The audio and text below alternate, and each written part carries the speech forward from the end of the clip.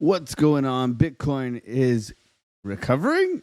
Do we have some hope? Let's see what is going on here. Well, we can see that first and foremost that on the weekly here, we do have some momentum to the upside, pushing back quite aggressively after the beautiful almost wick test to the perfect T here, bouncing off, pushing up. Now, this is a word of caution. This is something that we need to be aware of going forward, is that yes, we have pushed up, but we have created a lot of liquidity down below. The higher we go from here without a little bit of a retracement, the more I'm thinking we roll over. Okay, and I'm not trying to get bearish.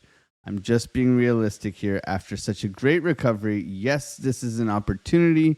However, we need to be very cautious going forward. Looking at the weekly here on Market Cipher, we can see that we do have momentum to the upside, and we were a bit overextended here on our price action, where we have a nice candle, and noting that we flipped this candle to a bullish hammer candle at 58,000 is something also to be aware of going into our weekly close at the end of the week. We will be watching this quite closely to see how we recover here. Now, besides that, one thing that I am also interested in is the momentum here that we are getting off the 3-day.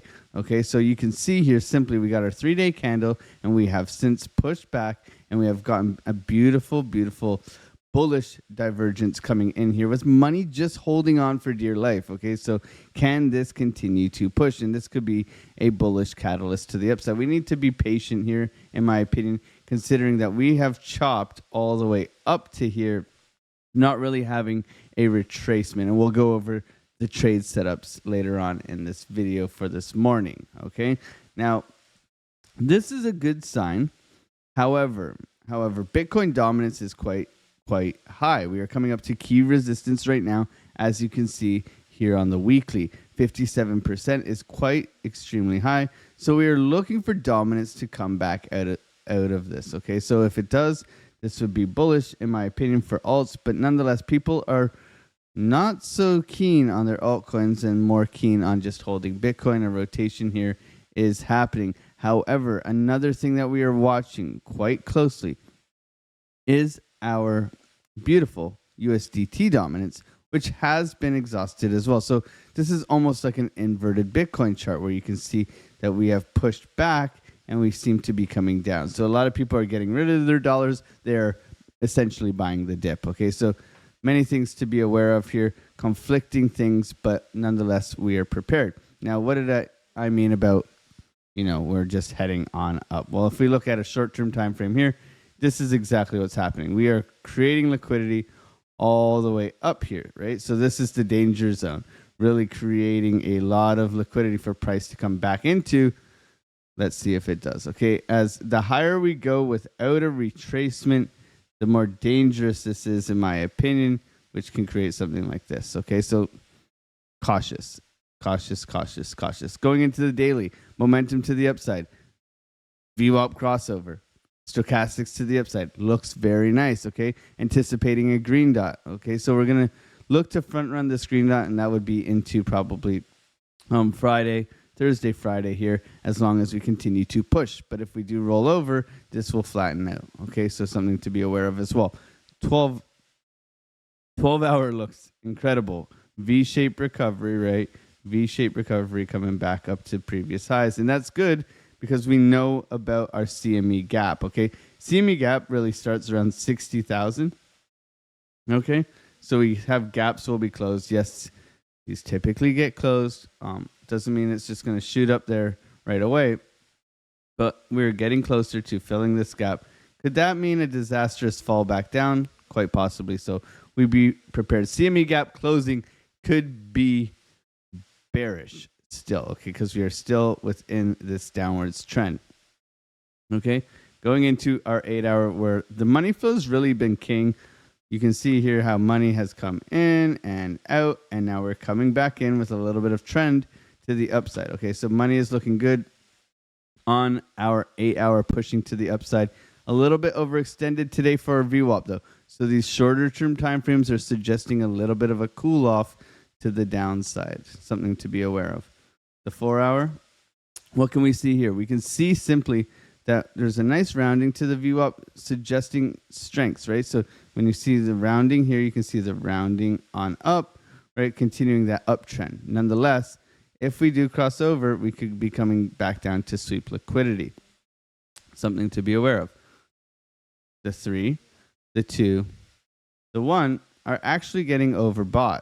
Okay, so we're getting above here where we are creating this consistent uptrend, money going green, but nonetheless, what is that going to do? Eventually, that's going to create a bearish divergence where you get a swing failure up and a lower low here where you create a divergence, which will inevitably bring you down. Okay, so today, what am I looking for?